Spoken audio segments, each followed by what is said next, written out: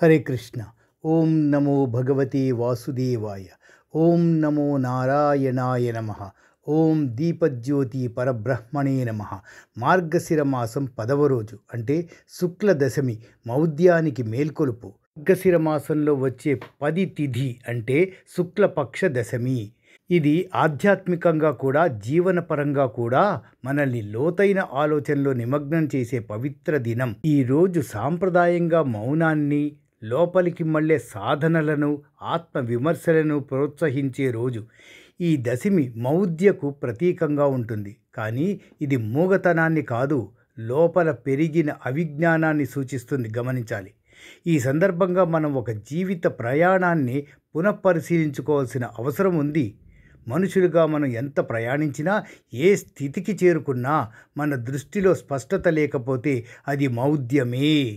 మేధస్సు ఉన్నా వినియోగించుకోకపోతే అది వివేకమే. ఈ మౌద్యాన్ని తొలగించే ప్రక్రియే జీవనోన్నతి. ఈ సందర్భంగా భగవద్గీతలో శ్రీకృష్ణ పరమాత్మ చెప్పిన ఒక దివ్యమైన శ్లోకాన్ని చూద్దామా?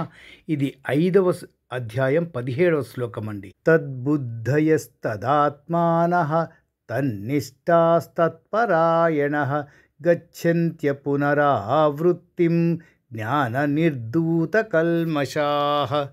అంటే బుద్ధిని బ్రహ్మలో నిలిపినవారు, మనస్సుని బ్రహ్మలో లీనం చేసినవారు, ఆ దివ్య సత్యాన్ని ఆశ్రయించిన వారు, తామెల్లా బ్రహ్మమయమే అనే భావనతో జీవించేవారు, తాము సంపాదించిన జ్ఞానంతో పాపాలను పోగొట్టుకొని మళ్ళీ జన్మకు లోను కాకుండా శాశ్వత స్థితికి చేరుకుంటారు.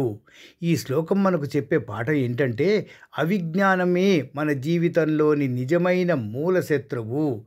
మానవ జీవితంలో జ్ఞానం అనేది కేవలం పుస్తకాలలో మాత్రమే కాకుండా స్వీయ పరిశీలన, మౌన చింతన, అలాగే పరమార్థానికి మేలు చేసే సత్సంగుల ద్వారా వచ్చేదే కావాలి.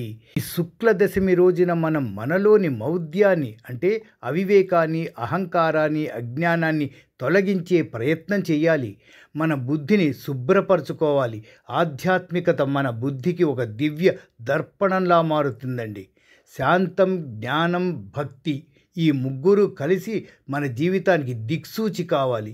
ఈ దశమి రోజున మీరు మౌనంలో కూర్చొని స్వంత మనసు మీద ధ్యానం చేస్తే మౌద్యపు చీకటి తొలగిపోతుందండి. మా ఈ ఛానల్ ద్వారా అతి ముఖ్యమైన విలువైన సమాచారాన్ని అందించే ప్రయత్నం నిరంతరం చేస్తున్నామండి. సబ్స్క్రైబ్ చేయడం ద్వారా మీ సహకారాన్ని అందించండి. సర్వం శ్రీకృష్ణార్పణమస్తు. సర్వే జనా సుఖినో భవంతు. హరే కృష్ణ.